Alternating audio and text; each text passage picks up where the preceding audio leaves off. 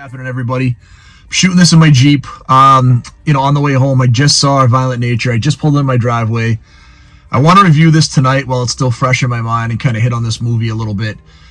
I went into this movie like everyone else did, really excited by the trailer, that third-person perspective, the over-the-shoulder shot.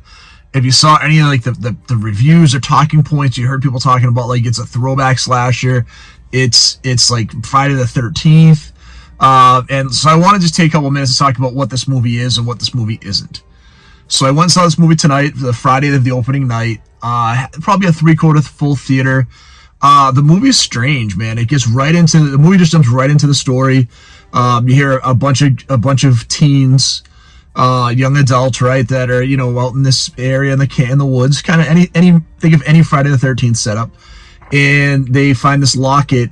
And one of the kids takes the locket, even though they told him not to, and the locket turns to be the only thing protecting them from this like silent killer who's been trapped. His spirit's been trapped for 10 years since he killed a bunch of people before. So I'm watching the beginning of this movie, and I'm like, this is Friday the 13th Part 6. Like, this is Jason Lives. This is Tommy bringing Jason back to life. Very much a cookie cutter version. That obviously not exactly the same because we're not getting the lightning and all that stuff, but it's very similar to that.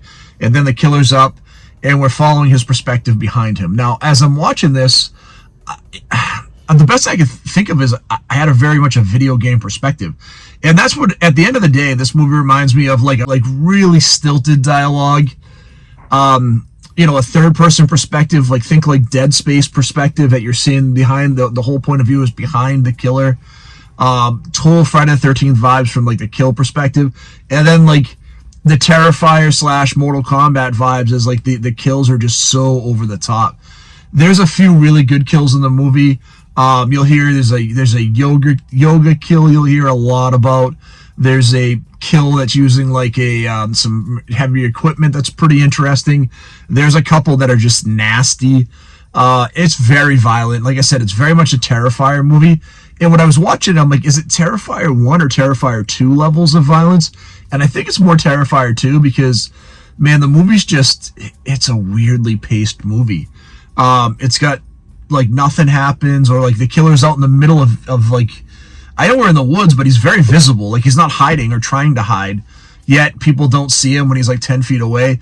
If you saw Never Hike Alone, he kind of has, like, Ghost Jason T-Rex footsteps. Like, there's just a lot of weird stuff going on in this movie, and I think if you're going to go see it from the perspective that you want to see a slasher that has some gory kills. If you love Terrifier, if you love Terrifier 2, if you love, the blood and guts, it's really cool. And then you get to, like, the last 5 minutes of the movie, which are so wildly different than anything else that's happened in the movie. You're like, okay, like, what's going to happen here? So it's the last 5 minutes are also completely different than anything else we saw. But understand when you watch this movie, like, it was cool in the beginning. What I would say is like equate it to like a mediocre beat-em-up game where it's really fun at the beginning, and even though you're doing the same moves, it doesn't feel monotonous. Man, like 35, 45, 50 minutes in this movie, and I'm watching the killer's perspective again as he's walking through the forest to these jump cuts. I'm like, this is really, really mundane and monotonous.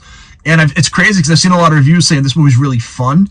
Like, this is 100% a movie. If you're a fan of, James A. Janice and his channel, like The Kill Count, this is a kill count movie. This movie would be summed up perfectly in 20 minutes on The Kill Count, where you saw all the amazing kills, rate the golden chainsaw, the dull machete, all in for that. But going and spending an hour and 35 minutes watching this movie, I don't know if I'd do it again. I'm going to give the movie a 5 out of 10, strictly for the reason that I think the kills are incredible. I think it tried to do something unique. But I think it just kind of falls flat, and it gets really repetitive, really monotonous, and kind of slow paced in a lot of places. So not a terrible movie, not a great movie. Catch it on Shudder when it comes out in a month or so. I wouldn't go spend the $16 to go see it in the theater, and then, the $15 for a small popcorn and a water. The $31 I spent to see this movie tonight, I don't know if it was worth it. So see it on Shudder. It's decent. Really good kills. If you're a gore hound, if you love Terrifier, if you love Terrifier 2, go see it for that reason.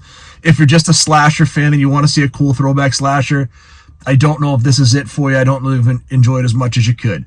That's it, everybody. Thanks for checking out the channel. Real big changes coming up soon on the channel. There's going to be a lot of stuff happening. I'll go a lot more in depth in here in the next couple of weeks, getting into some of the Halloween Horror Nights and stuff. It's going to be wildly different this year.